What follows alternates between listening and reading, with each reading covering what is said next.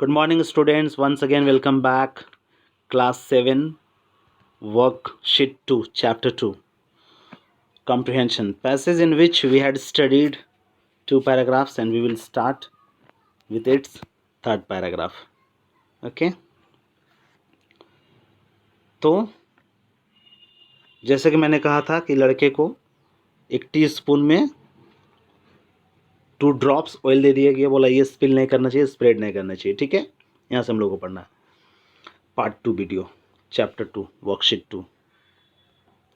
The boy climbing descending stairways, सीढ़ियों से वो आगे बढ़ा.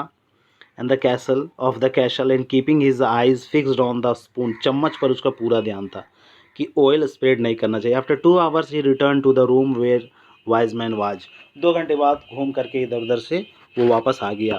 वेल, और ठीक है, well after the wise man ने उससे पूछा, did you see the Persian tapestries that are hanging in my dining hall. ठीक है, पर्शियन टेप्स्ट्राइज का मीनिंग यहाँ पे ये है, टेप्स्ट्राइज का मीनिंग यहाँ पे ये है कि पर्शियन एक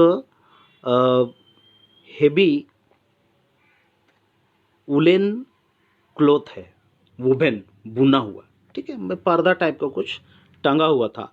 तो बोला, क्या तुमने मेरे डाइनिंग हॉल में वो कपड़ा देखा, पर्शियन टेप्स्ट्राइज देखा, जो एक वुबन को बिना हुआ, कोई अच्छा डिजाइन हुआ होगा.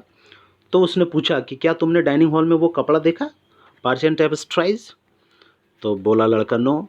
फिर पूछा, did you see the garden that took the master gardener 10 years to create, क्या तुमने उस गार्डन को देखा जो गार्डनर ने 10 साल उसे क्रिएट करने में समय लगाया है. उसका भी जवाब नहीं था. Did you notice the beautiful parchment in my library, क्या तुमने मेरे लाइब्रेरी में एक कोई रिटन, कोई सुंदर लिखा हुआ रिटन बोर्ड है ना, कुछ लिखा हुआ उसमें हो, तो क्या तुमने नोटिस किया एक पार्चमेंट इन माई लाइब्रेरी, एक लिखा हुआ सुंदर सा नोटिस बोर्ड या बोर्ड जिसमें कुछ अच्छी चीज़ें लिखी हुई, कुछ thoughts and something like that. तो उसका भी जवाब नहीं था. The boy was embarrassed, boy बिल्कुल शर्मिंदा था. एम्बेरस्ड मीन्स शर्मिंदा. लड़का पूरी तरह से शर्मिंदा था. And confessed that he had observe nothing, उसने ये कॉन्फेस किया कि मैंने कुछ भी ऑब्जर्व नहीं किया.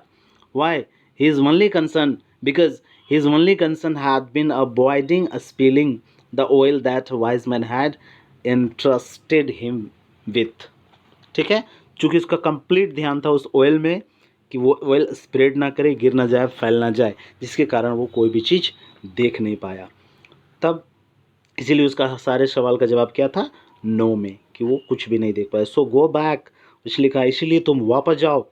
Go back, see the wonders of my world and said the wise man, you can't trust a man if you don't know his house.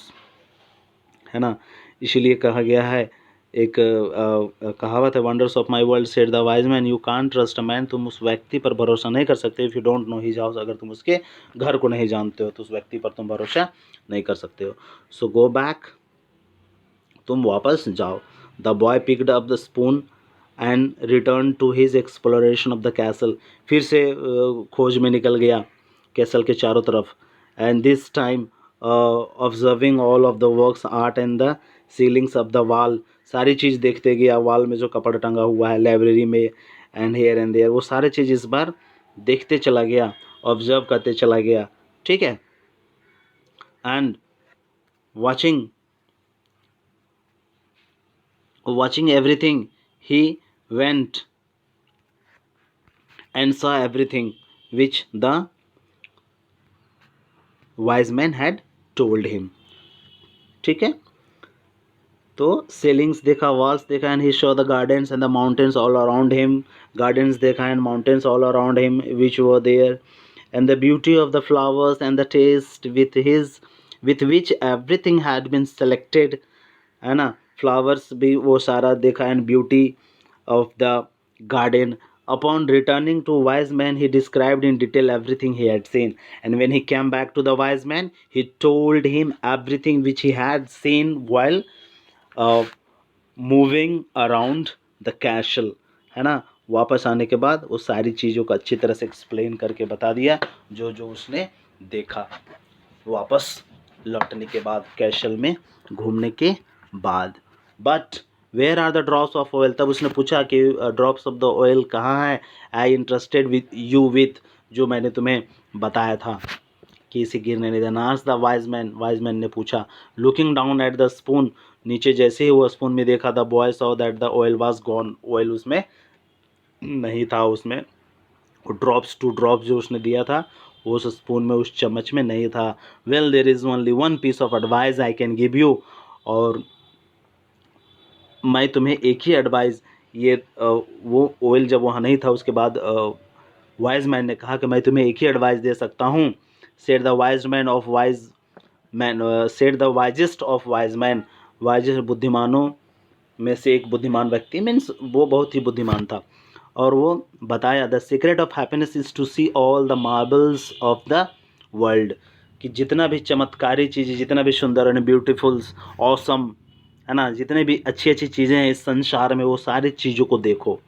And never forget two drops of oil in spoon, है ना, जिस प्रकार मैंने तुम्हें कहा था कि तुम कैसल के चारों ओर घूम करके आओ, देख करके आओ, लेकिन तुम्हारा ध्यान था सिर्फ 2 ड्रॉप्स ऑफ ऑयल में, क्यों उसे गिर गिर ना जाए, इसलिए तुमने कोई चीज़ नहीं देख पाए, तो तुम्हें खुशी कहाँ से मिलेगी। तुम्हें एक ही चीज़ पर ध्यान था कि वो गिर ना जाए, और तुम टेंशन में थे।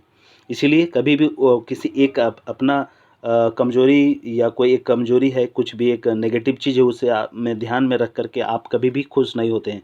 इसलिए उस चीज़ पर ध्यान मत दीजिए। वो 2 ड्रॉप्स ऑफ ऑयल पर ध्यान नहीं देना था, और वो जब बाहर पूरी तरह से घूम करके आया तो उसे खुशी महसूस हुई। तो इससे यही साबित होता है कि आपके पास किसी कोई भी नेगेटिव चीज़ है उस पर आप ध्यान मत दीजिए। वर्ल्ड की सारी खुशियों को देखिए, सारी अच्छी अच्छी चीज़ों को देखिए, जिससे आप हैप्पीनेस मिलेगी, आपको खुशियाँ मिलेगी। इस प्रकार वाइज मैन ने उस बॉय को समझाया द सीक्रेट ऑफ हैप्पीनेस। ठीक है। So it was all about this passage. I hope you all have understood, and read the passage again and again so that you can understand it in a better way, in a more better way and well way. And question answer देखिए, इसका objective question है, it is very simple. आप इसे सारा चीज़ अपने से करना है आपको। The shopkeeper had sent his son to learn about the secret of happiness हो जाएगा। तो इसका क्वेश्चन आंसर आप खुद से करेंगे। ठीक है। So it was all about the passage.